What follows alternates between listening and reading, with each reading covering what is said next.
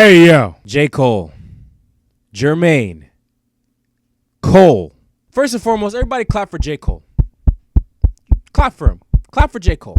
Let me start by saying that I'm not speaking from a place of bias towards or against anyone. I am a fan of J. Cole. I actually like J. Cole just as much as I like Drake and just as much as I like Kendrick. I like them all differently, but equally. That might be a bit hard for me to beat that allegation simply because I made a video reacting to Kendrick Lamar's verse on Like That where he took aim at Drake and J. Cole, but I didn't make any kind of video reacting to J. Cole's response record or even making a video talking about it simply because I felt like there was nothing I could have added to the conversation that people were already saying. This right here, I have some thoughts. Now, I'm a bit conflicted because I do see two sides to this. On one hand, it does take a man to actually stand up and say, look, I was wrong. I thought what I did was lame. Maybe pride and ego got the best of me. I take back what I said. I apologize. Whatever happens afterwards, I'm mad enough to take it on the chin. From a human standpoint, I get that, and I applaud J. Cole for that. I don't think that's corny, lame, or anything else of that nature. But with all that being said, this is not a good look for Cole. This actually kind of confirms what we already know about Kendrick, but also proves something that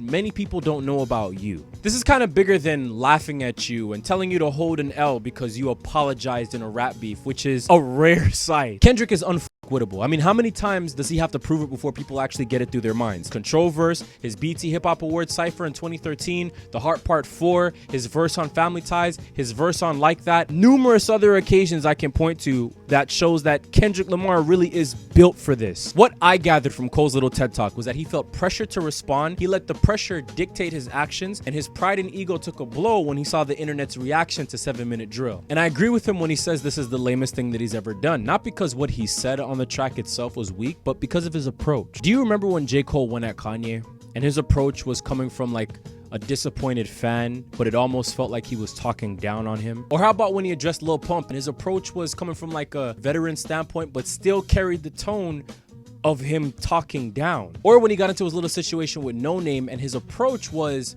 patronizing, passive aggressive, almost like he was talking down. This has become a pattern with J. Cole, and you can see that he tried that same approach with Kendrick. He tried downplaying Kendrick's discography and his skills to talk down on him, to sort of lil bro him, but it didn't work. It backfired. He even admits it. This kind of proves that while Cole is a dope lyricist and a dope artist, his arms were too short to box with God. In other words, he was not ready for a lyrical confrontation with somebody that he knows that he can't just talk down on, that he can't just patronize, that he can't just post up on. It was fairly easy to do with Kanye at the time. It was very easy to do with Lil Pump. He felt like it was easy to do with No Name, but it kind of backfired on him. But with Kendrick, a totally different situation, especially since I don't think he even believed the words that he was saying in his response. Now, I can't imagine this helping J. Cole's legacy at all.